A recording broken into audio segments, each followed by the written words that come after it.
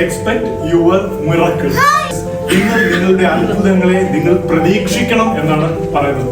അത്ഭുതങ്ങളിൽ നിങ്ങൾ പ്രതീക്ഷിക്കണമെങ്കിൽ അത്ഭുതങ്ങൾ ഉണ്ട് എന്ന് ആദ്യം വിശ്വസിക്കണം. അതുപോലെ തന്നെ അത്ഭുതങ്ങൾ ഇന്നും നടക്കുന്നുണ്ട് എന്ന് ആദ്യം വിശ്വസിക്കണം. മുമ്പ് നമുക്ക് വേണ്ടി അല്ലെങ്കിൽ നമ്മുടെ പിതാക്കന്മാർ നടന്നുപോയ വഴികളിൽ അത്ഭുതം നടന്നു, അത് നമ്മൾ വിശ്വസിക്കണം. ഇന്നത്തെ പല നമ്മുടെ യൗവനക്കാരോട് നമ്മൾ ചോദിക്കുന്ന ഒരു കാര്യമുണ്ട്, are you a Christian? Yes. Are you a believer? No. അതൊരു ഭയങ്കര ഷെയിമായ ഒരു കാര്യമാണ്. Are you Christian? യെസ്. യുകെയിലേക്ക് പോയി പലരോടും ചോദിച്ചാൽ അവർ പറയുന്ന ഒരു കാര്യമാണ്, are you Christian? Yes. Are you believer? No. അവർക്കത് പറയാൻ തന്നെ മടിയാണ്. വിശ്വാസം കൂടാതെ ദൈവത്തെ പ്രസാദിപ്പിക്കുവാൻ കഴിയുന്നതല്ല.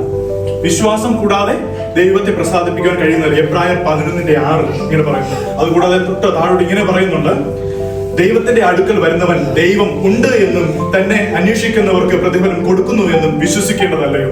അപ്പോ മിറക്കിൾസ് നടക്കണമെങ്കിൽ നമ്മുടെ ജീവിതത്തിൽ വിശ്വാസം വേണം. ഒരു കൊച്ചു കഥ കൂടെ പറഞ്ഞ് അങ്ങ് നിർത്തുകയാണ്. മറ്റൊന്നുമല്ല, ഒരിക്കൽ ഒരു ഗ്രാമത്തിൽ മഴയില്ല. അപ്പോൾ അവരെല്ലാവരും കുറെ നാളായിട്ട് മഴയില്ലാത്തതുകൊണ്ട് വരൾച്ചയായിരിക്കുന്നതുകൊണ്ട് അവിടെയുള്ള എല്ലാവരും കൂടെ പോലെ ആ ഒരു കൺവെൻഷൻ എന്തിനാന്ന് വെച്ച് കഴിഞ്ഞാൽ എല്ലാ സഭകളും ആ ദേശത്തെ എല്ലാവരും കൂടി ചേർന്ന് പ്രാർത്ഥിക്കുന്നത് മറ്റൊന്നുമല്ല, മഴയ്ക്ക് വേണ്ടിയാണ് പ്രാർത്ഥിക്കാൻ പോകുന്നത്. അപ്പൊ അന്ന് രാത്രിയാണ് അവർ ഉച്ചയ്ക്കൊന്നും പോയി പ്രാർത്ഥിക്കാൻ പറ്റത്തില്ല. കൺവെൻഷൻ ഓപ്പൺ കൺവെൻഷനാണ്. അപ്പോൾ വൈകുന്നേരം എല്ലാവരും കൂടെ പോവുകയാണ്. അപ്പം വീട്ടിൽ നിന്ന് ആ നാട്ടിലുള്ള എല്ലാവരും കൂടെ കൺവെൻഷന് പോവുകയാണ്. പോകുമ്പോഴത്തേക്കും ഒരു വീട്ടിൽ നിന്ന് ഒരു അമ്മയും കുഞ്ഞും കൂടെ ഇറങ്ങാൻ പോകണം. അപ്പൊ കുഞ്ഞ് ബാഗിനകത്ത് ഒരു കുടയൊക്കെ എടുത്ത് വെക്കുന്നു. അമ്മ ചോദിക്കുന്നത്, മോളെ എത്ര നാളായി, നമ്മൾ ഇപ്പം മഴയൊന്നും ഇപ്പം വെയിലൊന്നും ഇല്ലല്ലോ, മോൾ എന്തിനാ ഇപ്പം കുട എടുക്കുന്നത്? അപ്പൊ പിന്നെ അപ്പൊ കുഞ്ഞ് പറയുന്ന ഒരു കാര്യമുണ്ട്, അമ്മേ നമ്മൾ ഇന്ന് എന്തിനാ പോകുന്നത്? മഴയ്ക്ക് വേണ്ടി പ്രാർത്ഥിക്കാനാ പോകുന്നത്. മഴയ്ക്ക് വേണ്ടി പ്രാർത്ഥിക്കും. അമ്മേ നമ്മൾ പ്രാർത്ഥിച്ചാൽ മഴ പെയ്യത്തില്ല. അപ്പൊ പിന്നെ മഴയത്ത് നനയാതിരിക്കണമെങ്കിൽ നമുക്ക് കുട വേണ്ട അമ്മേ, അതുകൊണ്ടാണ് ഞാൻ കുട എടുത്തത്. ആ കുഞ്ഞിന്റെ വിശ്വാസം നമുക്കുണ്ടോ എന്നുള്ളതാണ്. ആ കുഞ്ഞിന്റെ വിശ്വാസം നമുക്കിന്നുണ്ടോ? എന്നാൽ അത്ഭുതം നടക്കും. അത്ഭുതത്തെ പറ്റി പറയുന്ന ഒരുപാട് വാക്കുകൾ നമ്മുടെ വചനത്തില് എബ്രായർ 10:11 അതിലോട്ട് നോക്കിക്കഴിഞ്ഞാൽ നമുക്ക് വീണ്ടും കാണാൻ കഴിയും. നോഹ ഒരുപാട് അത്ഭുതങ്ങളുടെ ഒരു പരമ്പര തന്നെ ഇവിടെ കൊടുത്തിട്ടുണ്ട്. നോഹ പെട്ടകം പണിത, അന്ന് വരെ ആരും മഴ കണ്ടിട്ടില്ല. പക്ഷെ നോഹയോട് ദൈവം കൽപ്പിച്ചു, നീ പെട്ടകം ഉണ്ടാക്കണം, മഴ പെയ്യാൻ പോകുന്നു, വലിയൊരു മഴ പേമാരി പെയ്യാൻ പോകുന്നു, വെള്ളപ്പൊക്കം വീഴാൻ പോകുന്നു എന്നൊക്കെ പറയുമ്പോൾ നോഹ വിശ്വാസത്താൽ അവിടെ അത്ഭുതം നടന്നു. ഒരു കുടുംബവും രക്ഷിക്കപ്പെട്ടു. 11:8 ഇങ്ങനെ പറയുന്നു, വിശ്വാസത്താൽ അബ്രഹാം തനിക്ക് അവകാശമായി കിട്ടാനിരുന്ന ദേശത്തേക്ക് യാത്രയാകുവാൻ വിളിക്കപ്പെട്ടപ്പോൾ അനുസരിച്ച് എവിടേക്കൊന്നും പോകുന്നെന്ന് അറിയാതെ പുറപ്പെട്ടു. വിശ്വാസത്താൽ അവൻ വാഗ്ദത്ത ദേശത്ത് ഒരു അന്യദേശത്ത് എന്ന പോലെ ചെന്ന് പാർത്തു.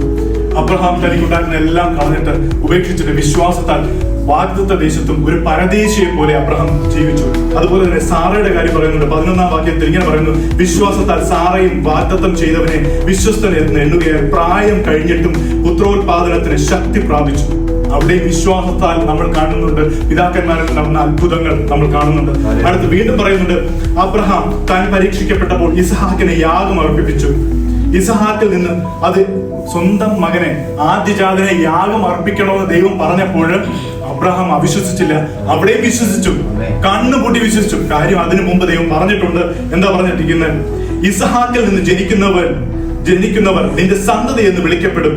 അപ്പൊ ഓൾറെഡി ഇസ്ഹാക്കിൽ നിന്നും സന്തതികൾ ഉണ്ടാകുമെന്ന് വാഗ്ദത്തം അവിടെ ഓൾറെഡി ദൈവം കൊടുത്തതാണ്. ആ ദൈവത്തിന്റെ വാഗ്ദത്തം നമുക്ക് പലപ്പോഴും ദൈവദൂതകള് അല്ലെങ്കിൽ വചനങ്ങൾ ഒന്നും കേട്ടാൽ നമുക്ക് വിശ്വാസമില്ല. പക്ഷേ അബ്രഹാം എന്താ വെച്ചാൽ തനിക്കൊരു ദൂത് കിട്ടിയിട്ടുണ്ട്, തനിക്കൊരു വാഗ്ദത്തം കിട്ടിയിട്ടുണ്ട്, അതിൽ മുറുകെ പിടിച്ചു. എന്റെ മകൻ ശരിയാ, ദൈവയാഗമായി അർപ്പിക്കണമെന്ന് പറഞ്ഞാൽ അവൻ മരിച്ചാലും ജീവിക്കും, അവന്റെ അസ്ഥികളിൽ ജീവിക്കും, അവനിൽ നിന്നും സന്തതി ഉണ്ടാകും എന്ന് കാണാതെ കണ്ണും പൂട്ടി വിശ്വസിച്ചിട്ട് എല്ലാ മിസ്രൈമിലെ എല്ലാ സമൃദ്ധിയും എല്ലാം ഉപേക്ഷിച്ചിട്ട് കഷ്ടതയും ദുഃഖവും ദാരിദ്ര്യവും ഒക്കെ ഏറ്റെടുത്തു മുമ്പോട്ട് പോയി. അതുപോലെ തന്നെ വിശ്വാസത്താൽ മോശ 7 പ്രാവശ്യം യെരിഹോവിന്റെ മതിലിനെ വലം ചുറ്റിയിട്ട് ആർപ്പിട്ടപ്പോൾ ആ യെരിഹോവിന്റെ മതിലിൽ ഇടിഞ്ഞു വീണു. ഇവിടെ മുഴുവനും നാം കാണുന്നത് വിശ്വാസത്താൽ നടക്കുന്ന അത്ഭുതങ്ങൾ. Yes, expect your miracles.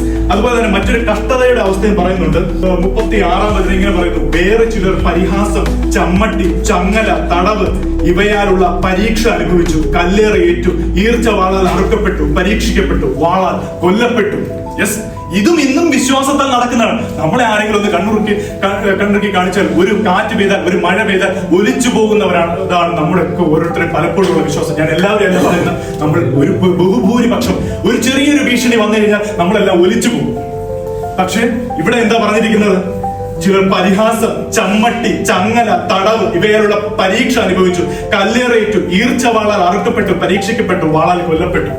Yes, അപ്പം വിശ്വാസ ജീവിതത്തില് എല്ലാം നല്ലത് തന്നെയാണ് സംഭവിക്കുന്നില്ല, കഷ്ടതയുമുണ്ട്.